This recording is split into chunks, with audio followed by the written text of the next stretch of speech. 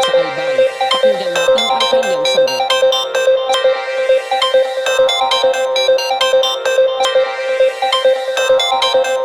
Nag-apply si Colonel Political Asylum sa test na info nila sa Interpol. Noon pang